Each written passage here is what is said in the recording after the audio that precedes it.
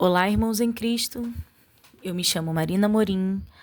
Mais um dia estou junto com vocês para darmos continuidade com a nossa leitura das Escrituras, buscando a face do nosso Deus, a excelência no conhecimento, buscando melhorarmos como pessoas, nos transformarmos através da palavra, nos alimentarmos, nos nutrirmos de tudo que aqui, do que esse banquete está posto à nossa mesa, para a gente somente pegar e levar à boca, trazer até o coração.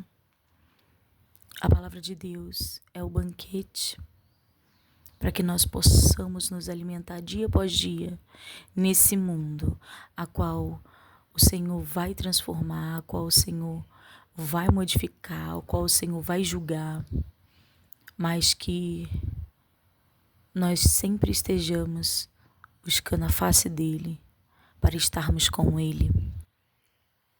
Porque tudo é dele, para ele são todas as coisas. Nós vamos continuar com o livro de Eclesiastes. Nós vamos estar terminando o livro de Eclesiastes no dia de hoje. Ele só tem 12 capítulos e como estaremos lendo 10 capítulos e estaremos iniciando pelo 7º, vamos encerrar o livro de Eclesiastes e já dar início ao livro de Cantares de Salomão. Mas antes estaremos orando ao nosso Deus Criador. Curvemos nossa cabeça e oremos. Senhor Deus e Pai, louvado e engrandecido seja o teu santo nome, Senhor. Eu me coloco em tua presença, diante, Senhor, da tua face. Igualmente os meus irmãos que estão aqui ouvindo, Pai, nos colocamos diante da tua presença, da tua santa presença. Preenche-nos, Senhor, de ti, inunda-nos com o teu amor. Manifesta sobre nós, Pai, o teu poder, ainda que terrível, totalmente aceitável. Nós clamamos por ti neste dia, Pai. Queremos a tua presença. Manifeste-se a nós, meu Deus. Manifeste o teu poder, somente para que os seus filhos possam gozar da sua presença. Preenchermos de ti totalmente cada célula do nosso corpo e louvar a quem tu és, a grandeza do teu ser. Pai, eu entrego o objetivo da leitura em tuas mãos. Libera neste momento conhecimento da sua parte. Venha deitar sobre nós, Pai, a tua sabedoria, para que nós possamos entender tudo quanto o Senhor tem a nos falar e a nos dizer no dia de hoje. Que os nossos ouvidos não estejam tapados e que nós possamos ouvir a sua voz e que nada venha interromper este momento. Fala aos nossos corações, fala aos nossos corações, Pai. É o que eu te peço e já agradeço, em nome de Jesus. Amém. Livro de Eclesiastes, capítulo 7. As vantagens do sofrimento, da paciência e da moderação. Melhor é a boa fama do que o melhor unguento, e o dia da morte do que o dia do nascimento de alguém. Melhor é ir à casa onde há luto do que ir à casa onde há banquete, porque ali se vê o fim de todos os homens. E os vivos o aplicam ao seu coração. Melhor é a tristeza do que o riso, porque com a tristeza do rosto se faz melhor o coração. O coração dos sábios está na casa do luto, mas o coração dos tolos na casa da alegria. Melhor é ouvir a repreensão do sábio do que ouvir alguém a canção do tolo. Porque qual o crepitar dos espinhos debaixo de uma panela, tal é o riso do tolo, também isto é vaidade. Verdadeiramente, a opressão faz endoidecer até o sábio, e a peita corrompe o coração. Melhor é o fim das coisas do que o princípio delas. Melhor é o longânimo do que o altivo de coração. Não te apresses no teu espírito a irar-te, porque a ira abriga-se no seio dos tolos. Nunca digas, porque foram os dias passados melhores do que estes, porque nunca com sabedoria isto perguntaria. Tão boa é a sabedoria como a herança, e dela tiram proveito os que veem o sol. Porque a sabedoria serve de sombra, como de sombra serve o dinheiro. Mas a excelência da sabedoria é que ela dá vida ao seu possuidor. Atenta para a obra de Deus, porque quem poderá endireitar o que ele fez torto? No dia da prosperidade goza do bem, mas no dia da adversidade considera, porque também Deus fez a este em oposição àquele, para que o homem nada ache que tenha de vir depois dele. Tudo isto vi nos dias da minha vaidade. Há um justo que perece na sua justiça, e há um ímpio que prolonga os seus dias na sua maldade. Não sejas demasiadamente justo, nem demasiadamente sábio, porque te destruiria a ti mesmo. Não sejas demasiadamente ímpio, nem sejas louco, porque morrerias fora do teu tempo. Bom é que retenhas isto, e também disto não retires a tua mão, porque quem teme a Deus escapa de tudo isto. A sabedoria fortalece ao sábio, mais do que 10 governadores que haja na cidade. Na verdade, que não há homem justo sobre a terra que faça bem e nunca peque. Tampouco apliques o teu coração a todas as palavras que se disserem, para que não venhas a ouvir o que teu servo te amaldiçoa. Porque o teu coração também já confessou muitas vezes que tu amaldiçoaste a outros. Tudo isto inquiri com sabedoria e disse: sabedoria adquiri, mas ela ainda estava longe de mim. Longe está o que foi, e profundíssimo quem o achará. Eu tornei a voltar-me e determinei em meu coração saber, e inquiri, e buscar a sabedoria e a razão, e conhecer a loucura da impiedade e a doidice dos desvaridos. E eu achei uma coisa mais amarga do que a morte, a mulher cujo coração são redes e laços, e cujas mãos são ataduras. Quem for bom diante de Deus escapará dela, mas o pecador virá a ser preso por ela. Vedes aqui, isto achei, diz o pregador, conferindo uma coisa com a outra para achar a causa. Causa que a minha alma ainda busca, mas não a achei. Um homem entre 1000 achei eu, mas uma mulher entre todas estas não achei. Vede, isto tão somente achei, que Deus fez ao homem reto, mas eles buscaram muitas invenções. A obediência devida ao rei, capítulo 8. Quem é como sábio? E quem sabe a interpretação das coisas? A sabedoria do homem faz brilhar o seu rosto, e a dureza do seu rosto se muda.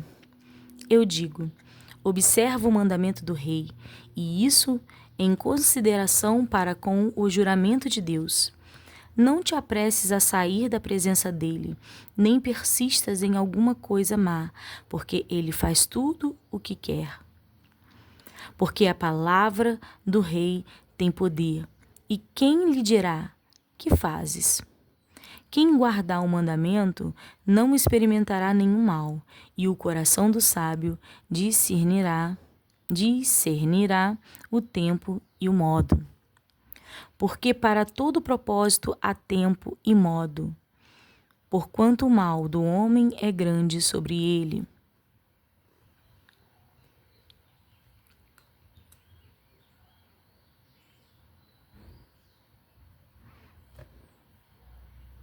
Porque não sabe o que há de suceder, e como haja de suceder, quem lhe dará a entender? Nenhum homem há que tenha domínio sobre o espírito, para reter o espírito, nem tem poder sobre o dia da morte, nem há armas nestas peleja, nem tampouco a impiedade livrará aos ímpios. Tudo isto vi quando apliquei o meu coração a toda a obra que se faz debaixo do sol. Tempo há em que um homem tem domínio sobre o outro homem, para desgraça sua. Assim também vi os ímpios sepultados, e eis que havia quem fosse a sua sepultura, e os que fizeram bem e saíram do lugar santo foram esquecidos na cidade. Também isto é vaidade. O pecador não é logo castigado, o justo vê-se muitas vezes em adversidade. Visto como se não executa logo o juízo sobre a má obra, por isso o coração dos filhos dos homens está inteiramente disposto para praticar o mal. Ainda que o pecador faça mal 100 vezes e os dias se lhe prolonguem, eu sei com certeza que bem sucede aos que temem a Deus, aos que temerem diante dele. Mas ao ímpio não irá bem, e ele não prolongará os seus dias, será como a sombra, visto que ele não teme diante de Deus. Ainda há outra vaidade que se faz sobre a terra. Há justos a quem sucede segundo as obras dos ímpios, e há ímpios a quem sucede segundo as obras dos justos. Digo também isto é vaidade. Então exaltei eu a alegria, porquanto o homem nenhuma coisa melhor tem debaixo do sol do que comer, beber e alegrar-se, porque isto o acompanhará no seu trabalho nos dias da sua vida que Deus lhe dá debaixo do sol. Aplicando eu o meu coração a conhecer a sabedoria e a ver o trabalho que há sobre a terra, pois nem de dia nem de noite vê o homem sono nos seus olhos. Então vi toda a obra de Deus, que o homem não pode alcançar a obra que se faz debaixo do sol. Por mais que trabalhe o homem para a buscar, não a achará. E ainda que diga o sábio que virá a conhecer, nem por isso a poderá alcançar. As mesmas coisas sucedem aos justos e injustos. Gozemos os bens que Deus nos dá. Capítulo 9. Deveras resolvi todas essas coisas no meu coração, para claramente entender tudo isto, que os justos e os sábios e as suas obras estão nas mãos de Deus, e também que o homem não conhece nem o amor nem o ódio, tudo passa perante a sua face. Tudo sucede igualmente a todos, o mesmo sucede ao justo e ao ímpio, ao bom e ao puro, como ao impuro. Assim, ao que sacrifica como ao que não sacrifica, assim ao bom como ao pecador, ao que jura como ao que teme o juramento. Este é o sinal que há entre tudo quanto se faz debaixo do sol, que a todos sucede o mesmo, que também o coração dos filhos dos homens está cheio de maldade, que há desvarios no seu coração, na sua vida, e que depois se vão aos mortos. Ora, Para o que acompanha com todos os vivos a esperança, porque melhor é o cão vivo do que o leão morto. Porque os vivos sabem que hão de morrer, mas os mortos não sabem coisa nenhuma, nem tampouco eles têm jamais recompensa, mas a sua memória ficou entregue ao esquecimento. Até o seu amor, o seu ódio e a sua inveja já pereceram e já não têm parte alguma neste século, nem coisa alguma do que se faz debaixo do sol. Vai, pois, come com alegria o teu pão e bebe com bom coração o teu vinho, pois já Deus se agrada das tuas obras. Em todo o tempo sejam alvos os teus vestidos, e nunca falte o óleo sobre a tua cabeça. Goza a vida com a mulher que amas, todos os dias de vida da tua vaidade, os quais Deus te deu debaixo do sol, todos os dias da tua vaidade, porque esta é a tua porção nesta vida e do teu trabalho, que tu fizeste debaixo do sol. Tudo quanto te vier à mão para fazer, faça-o, conforme as tuas forças, porque na sepultura, para onde tu vais, não há obra, nem indústria, nem ciência, nem sabedoria alguma. A sabedoria é muitas vezes mais útil aos outros do que àqueles que a possuem. Voltei-me e vi debaixo do sol que não é dos ligeiros a carreira, nem dos valentes a pleita, nem tampouco dos sábios o pão, nem ainda dos prudentes a riqueza, nem dos entendidos o favor, mas que o tempo e a sorte pertencem a todos. Que também o homem não conhece o seu tempo, como os peixes que se pescam com a rede maligna, e como os passarinhos que se aprendem com um laço, assim se enlaçam também os filhos dos homens no mau tempo, quando cai de repente sobre eles. Também vi sabedoria debaixo do sol, que foi para mim grande. Houve uma pequena cidade em que havia poucos homens, e veio contra ela um grande rei, e a cercou, e levantou contra ela grandes tranqueiras. E vivia nela um sábio pobre, que livrou aquela cidade pela sua sabedoria, e ninguém se lembra daquele pobre homem. E então disse eu: melhor é a sabedoria do que a força, ainda que a sabedoria do pobre foi desprezada, e as suas palavras não foram ouvidas. As palavras dos sábios devem em silêncio ser ouvidas, mais do que o clamor do que domina sobre os tolos. Melhor é a sabedoria do que as armas de guerra, mas um só pecador destrói muitos bens. A loucura é a causa de muitas desgraças. Capítulo 10. Assim como a mosca morta faz exalar mau cheiro e utilizar o unguento do perfumador, assim é para o famoso em sabedoria e em honra uma pouca de estultícia. O coração do sábio está à sua mão direita, mas o coração do tolo está à sua esquerda. E até quando o tolo vai pelo caminho, lhe falta entendimento, e diz a todos que é tolo: levantando-se contra ti o espírito do governador, não deixes o teu lugar, porque o acordo é um remédio que aquieta grandes pecados. Ainda há um mal que vi debaixo do sol, como o erro que procede do governador. Ao tolo assentam-no em grandes alturas, mas os ricos estão assentados em lugar baixo. Vi os servos a cavalo e os príncipes que andavam a pé como servos sobre a terra. Quem fizer uma cova, cairá nela, e quem romper um muro, uma cobra o morderá. Quem acarretar pedras será maltratado por elas, e o que rachar lenha expõe-se ao perigo. Se estiver embotado o ferro e não se afiar o corte, então se devem pôr mais força, mas a sabedoria é excelente para dirigir.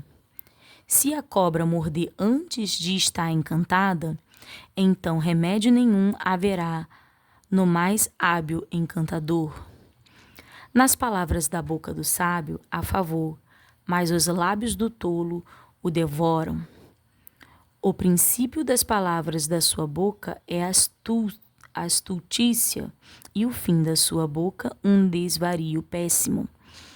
Bem que o tolo multiplique as palavras, não sabe o homem o que será, e quem lhe fará saber o que será depois dele? O trabalho dos tolos, a cada um deles fatiga,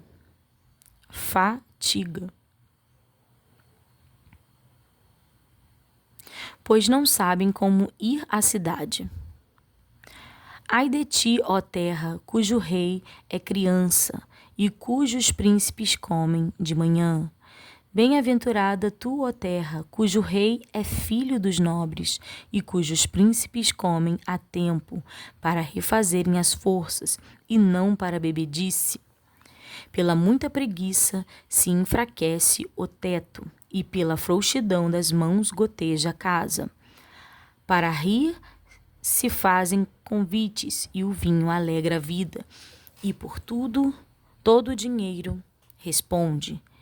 Nem ainda no teu pensamento amaldiçoes ao rei, nem tampouco no mais interior da tua recâmara amaldiçoes ao rico, porque as aves dos céus levariam a voz, e o que tem asas daria notícia da palavra. Façamos o que é bom no tempo oportuno. Capítulo 11. Lança o teu pão sobre as águas, porque depois de muitos dias o acharás. Reparte com 7 e ainda até com 8, porque não sabes que mal haverá sobre a terra. Estando as nuvens cheias, derramam a chuva sobre a terra, e caindo a árvore para o sul ou para o norte, no lugar em que a árvore cair, ali ficará. Quem observa o vento nunca semeará, e o que olha para as nuvens nunca cegará. Assim como tu não sabes qual o caminho do vento, nem como se formam os ossos no ventre da que está grávida, assim também não sabes as obras de Deus, que faz todas as coisas. Pela manhã semeia a tua semente, e à tarde não retires a tua mão, porque tu não sabes qual prosperará. Se esta, se aquela, ou se ambas igualmente serão boas. Verdadeiramente suave é a luz, e agradável é aos olhos ver o sol.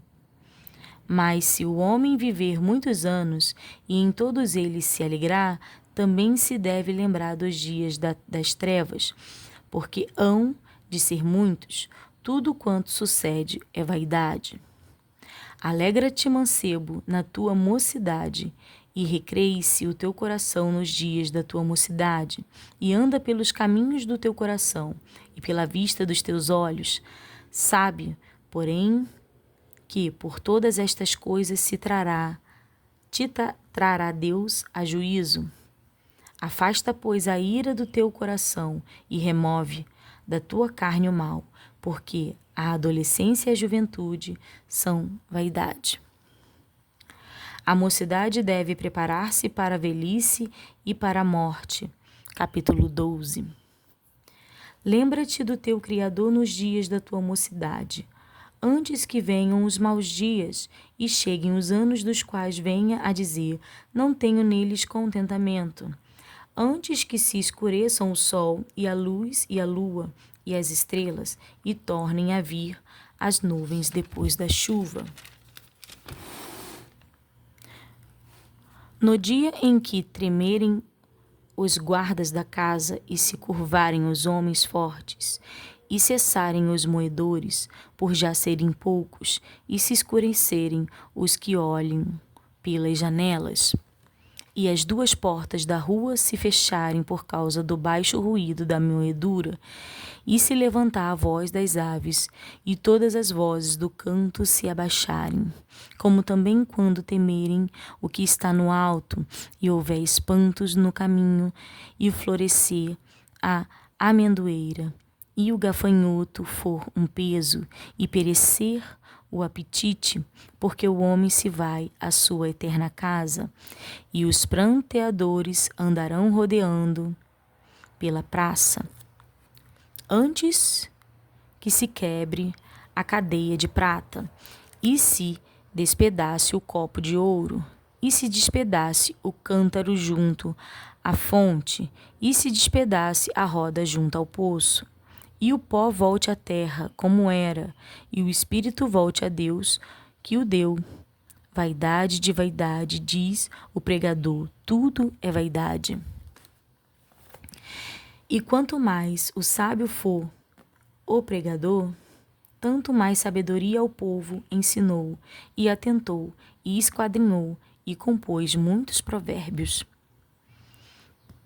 Todo o dever do homem consiste em temer a Deus e em guardar os seus mandamentos. Procurou o pregador achar palavras agradáveis, e o escrito é a retidão, palavras de vaidade.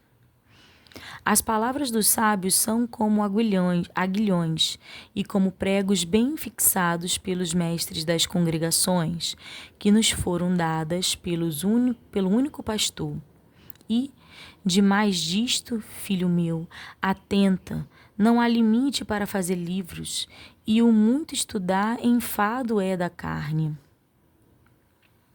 De tudo o que se tem ouvido, o fim é: teme a Deus e guarda os seus mandamentos, porque este é o dever de todo homem.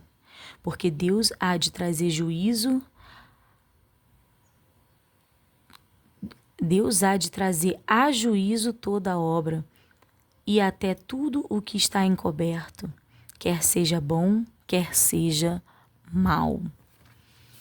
E aqui nós encerramos o livro de Eclesiastes e estaremos dando início ao livro de Cantares. Aí vamos ler um pouco da síntese e sobre o autor desse livro de Cantares. Síntese. O livro descreve o amor e casamento de Salomão, chamado o Amado, com uma jovem camponesa, denominada Sulamita. Compõe-se totalmente de discursos pronunciados, principalmente pela Sulamita e por Salomão, visto como se trata de poesia oriental antiquíssima. Difere basicamente da forma como um escritor devoto da atualidade poderia apresentar as mesmas ideias básicas. Descreve a beleza do amor puro entre uma mulher e um homem, amor que se aprofunda numa devoção recíproca e imperecível. A mensagem fundamental é a pureza e o caráter sagrado do amor no casamento. Mensagem muito necessária em nossos dias de tantas promessas matrimoniais quebradas e de divórcios fáceis. Ao mesmo tempo, os Cantares de Salomão lembram-nos que o que sustenta todo o amor humano puro é o maior e mais profundo de todos os amores, o amor de Deus, que sacrificou a seu Filho para redimir os pecadores, e do amor do Filho de Deus que sofreu e morreu por sua esposa, a Igreja. Cantares de Salomão não é alegoria nem tipo, mas uma parábola do amor divino que constitui o pano de fundo e a fonte de todo o verdadeiro amor humano. Sobre o autor desse livro. O título 1.1 diz que Salomão é o autor. Isto está de acordo com o conteúdo do livro, especialmente a descrição da natureza. Até agora, ninguém apresentou um caso convincente contra a paternidade literária de Salomão. Foi rei de Israel entre os anos 973 a 933 a.C., aproximadamente. Então vamos dar início ao livro de Cantares de Salomão. A esposa anela pelo seu esposo, capítulo 1. Cântico de Salomão. Cântico de cânticos, que é de Salomão. Beija-me ele com os beijos da sua boca, porque melhor é o seu amor do que o vinho. Para cheirar são bons os teus ungüentos. Como unguento derramado é o teu nome, por isso as virgens te amam. Leva-me tu, correremos após ti. O rei me introduziu nas suas recâmaras. Em ti nos regozijaremos e nos alegraremos. Do teu amor nos lembraremos. Mais do que o vinho, os retos te amam. Eu sou morena, mais agradável, ó filha de Jerusalém, como as tendas de Quedar, como as cortinas de Salomão. Não olheis para o eu ser morena, porque o sol resplandeceu sobre mim. Os filhos da minha mãe se indignaram contra mim e me puseram por guarda de vinhas. A vinha que me pertence eu guardei. A vinha que me pertence não guardei. Dize-me, ó tu, a quem ama a minha alma, onde apacentas o teu rebanho, onde o recolhes pelo meio-dia? Pois, por que razão seria eu como a que erra ao pé dos rebanhos dos teus companheiros? Se tu não sabes, ó mais formosa entre as mulheres, sai-te pelas pisadas das ovelhas e apacenta as tuas cabras junto às moradas dos pastores. As éguas dos carros de Faraó te comparam, ó amiga minha. Agradáveis são as tuas faces entre os teus enfeites, o teu pescoço com os colares. Enfeites de ouro te faremos, com pregos de prata, enquanto o rei está assentado à sua mesa. Dá o meu nardo, o seu cheiro. O meu amado é para mim um ramalhete de mirra. Morará entre os meus seios.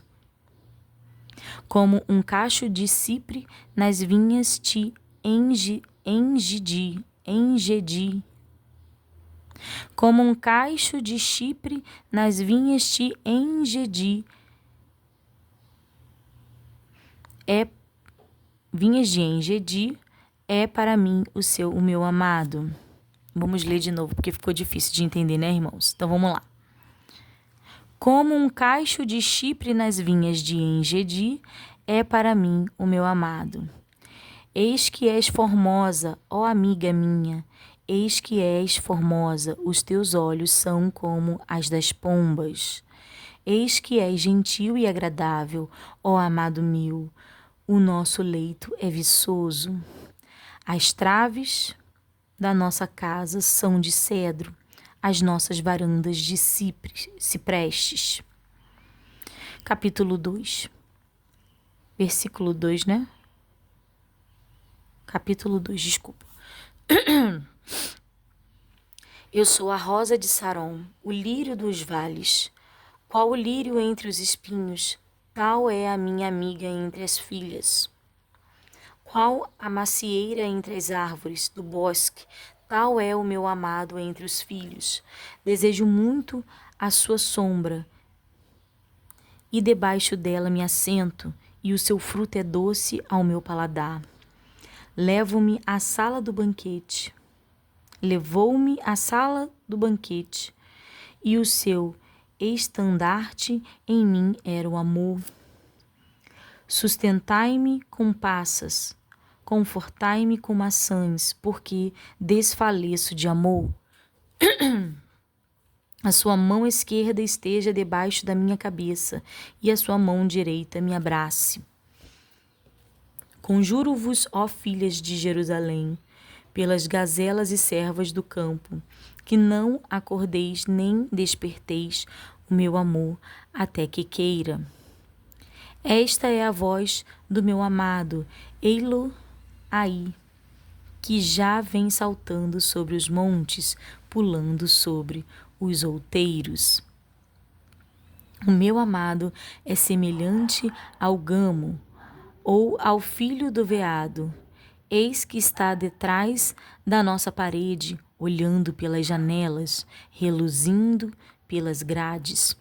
O meu amado fala e me diz: levanta-te, amiga minha, formosa minha, e vem. Porque eis que passou o inverno e a chuva cessou e se foi. Aparecem as flores na terra, o tempo de cantar chega e a voz da rola ouve-se em nossa terra. A figueira já deu os seus figuinhos e as vides em flor exalam o seu aroma. Levanta-te, amiga minha, formosa minha, e vem.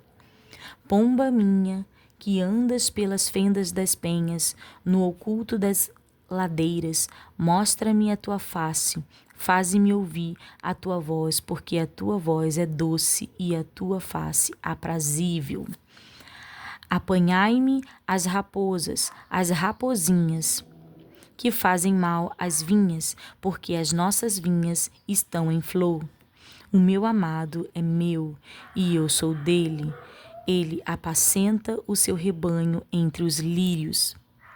Antes que refresque o dia e caiam as sombras, volta, amado meu, faze-te semelhante ao gamo ou ao filho dos veados sobre os montes de Beter. Capítulo 3. De noite busquei a minha cama, aquele a quem ama a minha alma. Busquei-o e não o achei. Levantei-me-ei, pois o rodearei a cidade, pelas ruas e pelas praças buscarei aquele a quem ama a minha alma. Busquei-o e não o achei. Acharam-me os guardas que rodavam pela cidade. Eu perguntei-lhes: viste aquele a quem ama a minha alma?